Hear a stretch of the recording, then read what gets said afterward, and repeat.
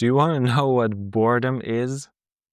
Boredom is that corridor that makes it possible that you can walk out of one room and enter another.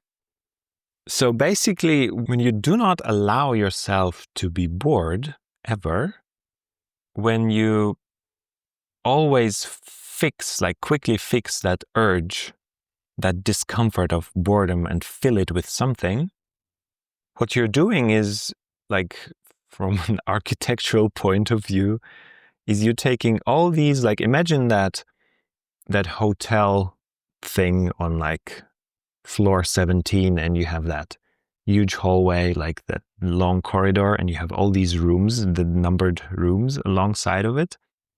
So when you eliminate boredom, what you basically do is you eliminate that corridor.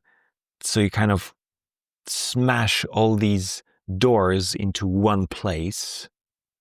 This makes it really hard to change rooms. Like, it makes it almost impossible to even recognize when you are coming out of a room and entering one. And it also just does not give you any space for the decision. Like, when I'm exiting room number 18 and I need to decide whether the next room I want to enter is number 12 or number 14, the corridor is like really, really helpful for that.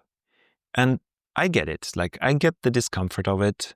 I really like this funny quote going something like, I know that every time one door closes, another opens, but man, those dark hallways are such a bitch.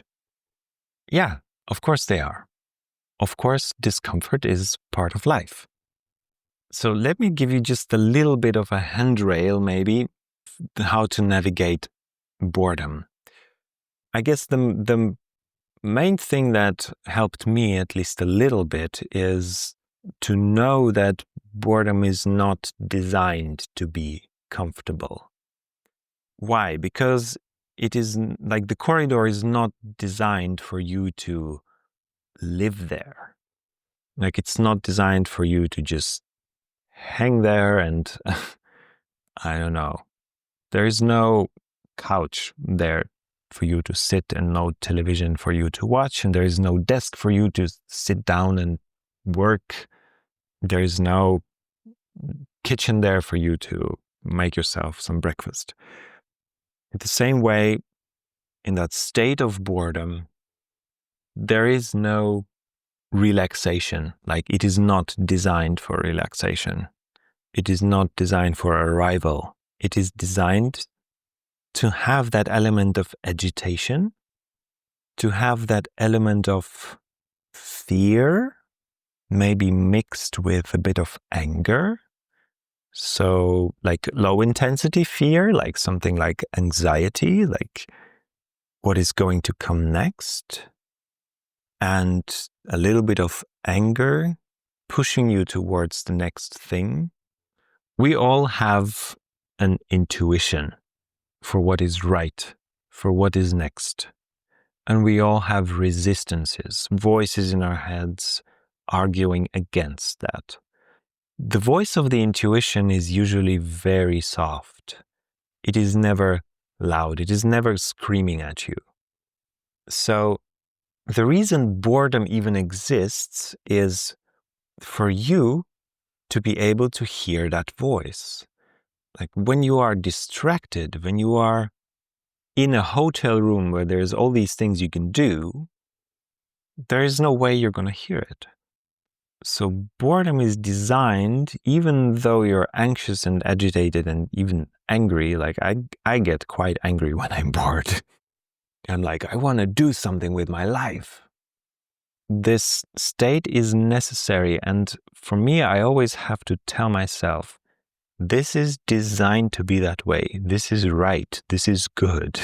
There's nothing wrong with this. There's nothing to fix here. And I even do not need to know how long this phase of boredom is going to be. Like, I do not even need to know how long the corridor is until I get to the next room.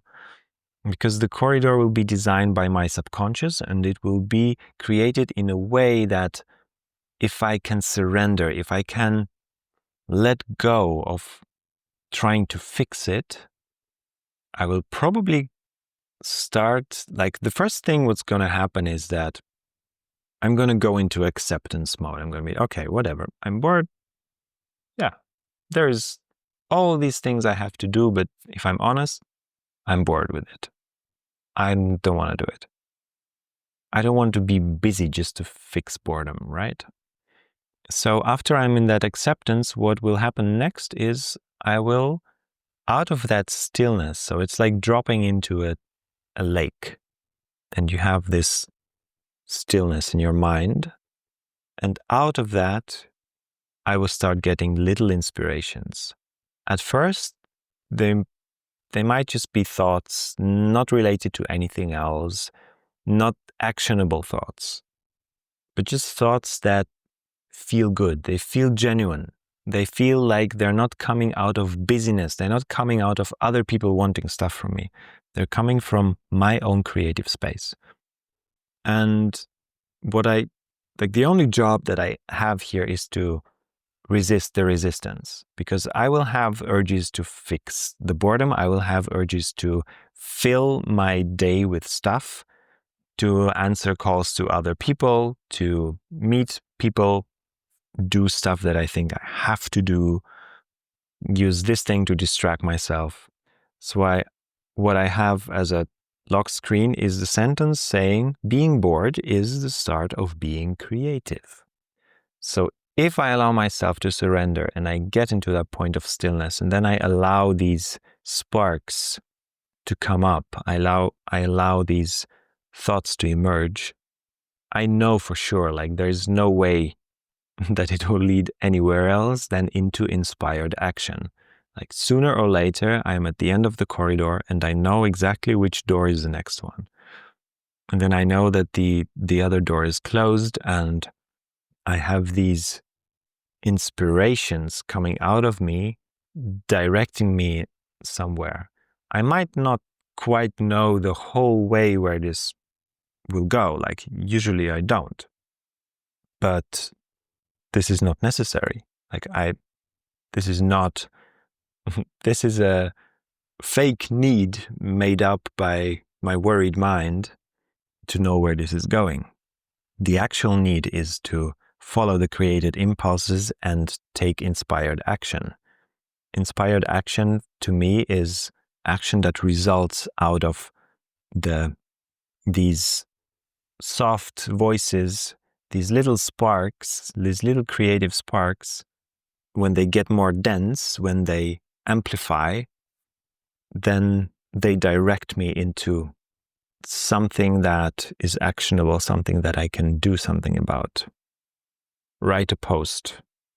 Maybe go take dancing lessons. Maybe call that one friend that somehow came up in my mind for some reason that I haven't talked to for years. Do that little thing that might not make sense, might not fit into the schedule that I had and the ideas and the plans that I had, because these belong into the old room. I'm in the corridor now. And even though it does not make sense, it does not fit, it still feels true. And there is a bit of joy in there. There is this spark of madness. There is this mischief in that little thought that nudges me towards more authenticity, more integrity, and more just being myself and doing that thing that feels right in that moment. This is what boredom is designed for.